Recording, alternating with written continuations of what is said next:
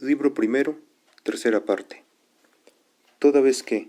según hemos visto, el esclavo es una parte de la propiedad del Señor, consideremos ahora, de acuerdo con el método que nos guía, lo que se refiere a la propiedad y a la crematística en general. Podría ante todo preguntarse uno si es lo mismo la crematística que la administración doméstica, o si es una parte de esta o le está subordinada, y si en caso de estar subordinada, lo está del modo que la fabricación de lanzaderas con relación al arte textil, o bien como la fundición del bronce con respecto a la estatuaria.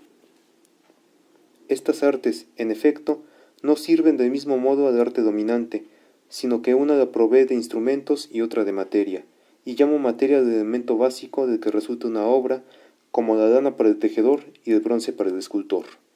Ahora bien, claro está que no es lo mismo la administración doméstica que la crematística, ya que a esta última corresponde el proveer y a la primera el usar. Fuera de la administración doméstica, en efecto, ¿a qué otro arte podría corresponder la utilización de los bienes domésticos? Pero, en cambio, puede prestarse a discusión si, por más que no sean idénticas, la crematística es una parte de la administración doméstica o algo específicamente distinto. Si, por tanto, pertenece a la crematística considerar de dónde hemos de obtener riquezas y propiedad,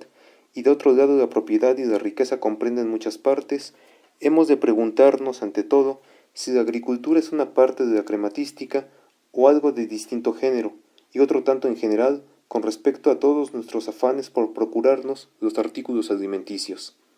Pero además, hay muchas especies de alimento, y por esto hay muchos modos de vida, tanto entre los animales como entre los hombres, ya que siendo imposible vivir sin alimento, la diferencia de alimento ha hecho diferentes las vidas de los animales. De los animales salvajes, unos son gregarios y otros solitarios, según los alimentos que les son provechosos, ya que unos son carnívoros, otros herbívoros y otros omnívoros. La naturaleza ha distinguido así sus respectivos modos de vivir, con vistas a la mayor comodidad de procurarse los alimentos de su elección. Además, y como naturalmente no agrada a todos el mismo alimento, sino a unos uno y a otros otro, de ahí que difieran entre sí los modos de vivir, incluso dentro de cada clase, tanto entre los carnívoros como entre los herbívoros. Pues de la misma manera entre los hombres, cuyas vidas difieren considerablemente. Los más indolentes de entre ellos son nómadas. De los animales domésticos obtienen su alimento holgadamente y sin trabajo, pero como los rebaños se ven obligados a moverse de un lugar a otro a causa de los pastos, están ellos también en la necesidad de seguirlos, tal como si cultivaran una granja viviente. Otros viven de la caza, y unos de una especie de caza y otros de otra, como por ejemplo unos del bandidaje, y otros de la pesca, siendo estos los que habitan cerca de lagos, pantanos, ríos o mares. Otros aún viven de aves o animales salvajes. La mayoría de los hombres, con todo, viven de la tierra y de los frutos del cultivo. Estos son, pues, aproximadamente los tipos de vida, por lo menos aquellos en que el trabajo es productor por sí mismo, sin haber menester del cambio y del comercio para procurarse el alimento, a saber, el pastoreo, la agricultura, el bandidaje, la pesca, la caza. Otros, sin embargo, viven agradablemente combinando algunos de estos géneros de vida, supliendo las deficiencias de una vida, en aquello que no alcanza la autosuficiencia, mediante la adición de otro modo de vida, y así, por ejemplo, unos combinan el pastoreo con el bandidaje y otros la agricultura con la caza. Y lo mismo es con las demás vidas, pues los hombres pasan la existencia en estas combinaciones, según sea la necesidad que a ello los apremie. Este modo de adquisición parece, pues, haber sido dado a todos por la misma naturaleza, así inmediatamente después de nacidos como una vez desarrollados. Hay animales, en efecto, que en el momento mismo de dar a luz, producen juntamente el alimento suficiente para sustentar la prole hasta que pueda ella procurárselo por sí misma, como son, por ejemplo, los vermíparos y los ovíparos. En cuanto a los vivíparos, tienden en sí mismos durante cierto tiempo el alimento de la prole, o sea la sustancia natural llamada leche. Con toda evidencia, pues, hemos de creer que también para los adultos ha proveído en forma semejante la naturaleza, y que las plantas existen por causa de los animales y los demás animales por causa del hombre. Los animales domésticos existen tanto para nuestro uso como para nuestro alimento, y de los animales salvajes, si no todos, la mayor parte por lo menos, para nuestro alimento y otros subsidios, de modo que el hombre pueda obtener de ellos vestido y otros útiles. Si, pues, la naturaleza no hace nada sin propósito ni en vano, síguese necesariamente que por causa del hombre ha creado la naturaleza todos estos animales. De aquí también que el arte de la guerra sea en cierto sentido un medio natural de adquisición, puesto que la caza es parte de dicho arte, y debe ponerse en práctica tanto contra los animales salvajes como contra los hombres que, habiendo nacido para obedecer, se rehúsen a ello, y esta guerra es justa por naturaleza. Una de las formas de adquisición es, pues, por naturaleza, parte de la administración doméstica, en cuanto que mediante dicha forma hemos de tener a nuestra disposición, o procurar tenerlos, aquellos bienes almacenados que son necesarios para la vida y útiles para la comunidad política o doméstica. Estos bienes, en todo caso, parecen constituir la verdadera riqueza, puesto que no es ilimitada la cantidad de semejante posesión suficiente para una vida próspera, como sí lo es, en cambio, aquella de que habla Solón en un verso. Cita: ningún límite de riqueza ha sido estatuido a los hombres. Fin de la cita. Pero en verdad sí lo ha sido, lo mismo que en los demás artes. Ningún instrumento de ningún arte es ilimitado ni en magnitud. Ahora bien, la riqueza es la multiplicidad de instrumentos empleados en la casa y la ciudad. Es pues evidente que hay un arte natural de adquisición de que se sirven los que administran la casa y la ciudad y la razón de su existencia. Hay, con todo, otro género de adquisición al que llamamos de modo especial, y con razón es llamado así, crematística, y a él se debe el que se crea que no hay límite ninguno de la riqueza y la propiedad. Por su afinidad con la forma de adquisición de que acabamos de hablar, piensan muchos ser idénticas una y otra. No son, sin embargo, idénticas, aunque tampoco muy distantes. Una de ellas, en efecto, es natural, en tanto que la otra no es natural, sino más bien producto de cierta experiencia y del arte. Sea nuestro punto de partida, en relación con esta otra forma, el siguiente. De todo objeto de posesión hay un uso doble, y uno y otro son inherentes al objeto, aunque no de la misma manera le son inherentes, sino que uno es propio de la cosa y el otro no.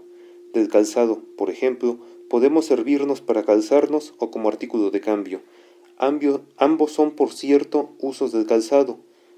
pues aun el que lo cambia por moneda o alimento, que recibe del que necesita el calzado, está usando del calzado como calzado, aunque no con el uso que le es propio, puesto que no se fabrica el calzado para ser artículo de cambio.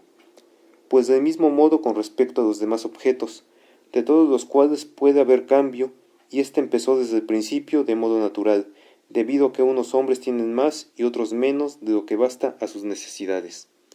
Por esto se ve claro que el comercio del menudeo no es naturalmente una parte de crematística, pues de lo contrario hubiera sido necesario proceder al cambio aún para satisfacer estrictamente a las necesidades mutuas. En la primera comunidad, y esta es la familia, el cambio no tiene función alguna, sino sólo cuando se trata de una comunidad más numerosa. Aquellos tenían todo en común, en tanto que estos otros, separados ya en distintas familias, participaban a su vez de muchas cosas, pero carecían de otras que les era preciso adquirir por cambio según sus necesidades, tal como lo hacen aún hoy en sus transacciones muchas naciones bárbaras. Estos pueblos se cambian directamente cosas útiles por otras que también lo sean, pero nada más, como dando y tomando vino por trigo, y así con cada uno de los demás artículos. Semejante cambio no es contra la naturaleza, ni es tampoco una forma del arte de hacer dinero, puesto que no existe sino para satisfacer los requisitos de autosuficiencia natural. De esta forma de cambio, sin embargo, nació aquella otra, y con razón, pues al depender más y más del extranjero de importación de artículos, de que estaban menesterosos, y al exportar a su vez aquellos en que abundan, necesariamente hubo de introducirse el uso de la moneda, como quiera que no sea, que no eran fácilmente transportables en cada caso los artículos naturalmente necesarios. De aquí que, para efectuar sus cambios, los hombres convinieran en dar y recibir entre ellos algo que, siendo útil de suyo, fuese de fácil manejo para los usos de la vida, como hierro, plata u otro metal semejante. En un principio determinóse su valor simplemente por el tamaño y el peso, pero al fin hubo de imprimirse un sello en el metal, a fin de eximirse de medirlo, y este sello se puso como signo del valor. Instituida pues la moneda por la necesidad de los cambios, nació la otra forma de crematística, o sea el comercio lucrativo al menudeo, que al principio seguramente se practicó de manera sencilla, pero después se hizo más artificial, conforme la experiencia fue mostrando las fuentes y métodos de cambio que pudieran producir el máximo lucro. De aquí que se haya pensado que la crematística concierne especialmente a la moneda, y que su función consiste en poder indagar de dónde podrá haber abundancia de dinero, puesto que se la tiene por un arte productivo de riquezas y bienes económicos. Quienes son de esta opinión sostienen reiteradamente que la riqueza es abundancia de dinero, fundándose en que la crematística y el comercio tienen que ver con el dinero. De acuerdo con otra opinión, sin embargo, el dinero se estima como una nadería y de todo en todo una convención, pero nada por naturaleza, porque prescindiendo de su uso como instrumento de cambio, no tiene valor alguno, ni es útil para ninguna de nuestras necesidades, y aún se da el caso de que, siendo uno rico en dinero, pueda con todo pasar apuros para procurarse el alimento necesario. Extraña sería en verdad una riqueza que, aun poseída en abundancia, deja que uno se muera de hambre, tal como el Midas de la fábula, a quien, por la insaciabilidad de sus deseos, se devolvía oro todo cuanto se ponía a su alcance. De aquí que quienes investigan rectamente busquen una definición distinta de la riqueza y de la crematística. Una cosa son, en efecto, la crematística y la riqueza naturales, y dicha crematística pertenece a la administración doméstica, y otra es el comercio que produce riqueza, no de cualquier modo, sino por el cambio de artículos. De esta crematística puede admitirse que tiene por objeto el dinero, toda vez que el dinero es el primer elemento y fin de los cambios. Ahora bien, la riqueza que proviene de esta crematística es ilimitada, como no tiene tampoco límite el arte de la medicina en la producción de la salud, y todas las artes son ilimitadas también en lo que hace a sus fines, pues cada una intenta producir su fin en grado máximo, pero en cambio no son ilimitadas en cuanto al empleo de los medios, porque el fin es un límite con respecto a los medios. Pues así también, esta crematística no tiene límite en lo que hace a su fin, ya que su fin es esta riqueza en numerario y la posesión de bienes económicos. Por el contrario, si hay un límite para la crematística que pertenece a la administración doméstica, ya que el hacer dinero no es función de la economía doméstica. Así pues, y desde este punto de vista,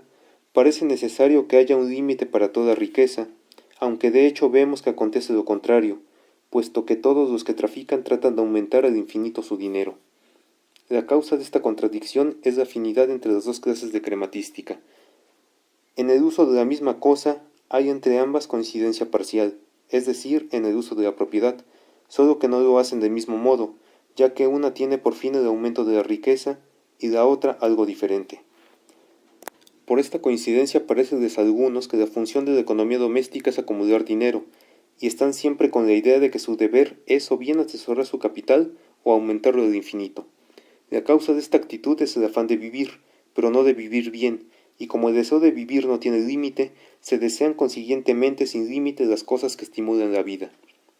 Mas aún aquellos que miran a vivir bien, buscan lo conducente a los placeres del cuerpo, y como estos parecen depender de la propiedad, toda su energía la aplican a hacer dinero. Es así como ha surgido la segunda especie de crematística, porque como el goce de estos hombres se cifra en el exceso, buscan el arte que puede producir este exceso placentero, y al no poder procurárselo por la crematística, lo ensayan por otros medios, sirviéndose de cada una de sus facultades de modo antinatural. No es, en efecto, propio de la valentía producir dinero, sino inspirar confianza, ni lo es tampoco de la estrategia ni de la medicina, sino que lo propio de la una es la victoria y de la otra la salud. Mas estas gentes hacen de todas estas artes asunto de negocio, en la creencia de que este es el fin y que todo debe conspirar al fin.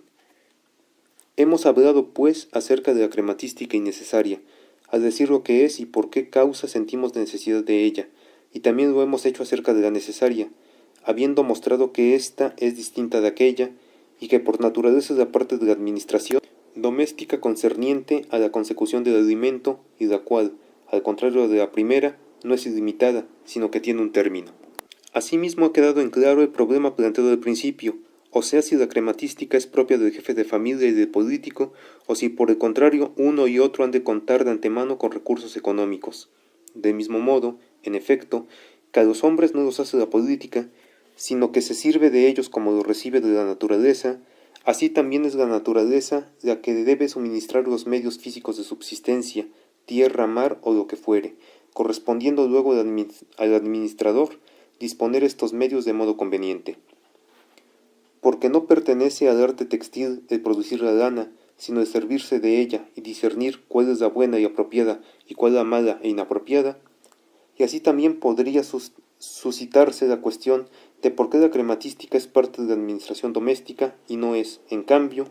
parte de ella la medicina, y sin embargo, los miembros de la familia han de tener salud,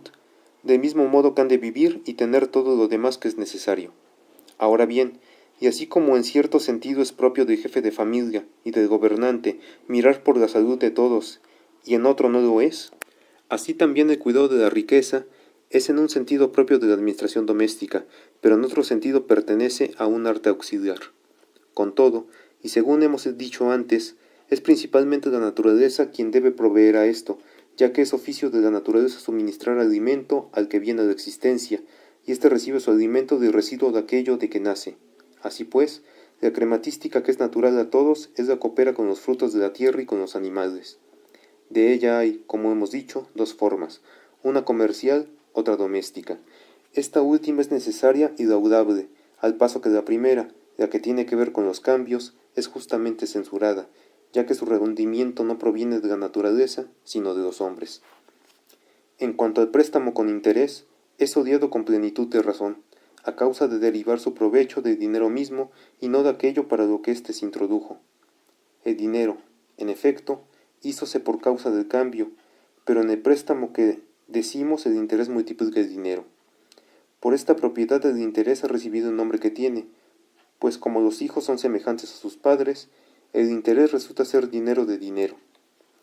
De todas las especies de tráfico, este es, pues, la más contraria a la naturaleza.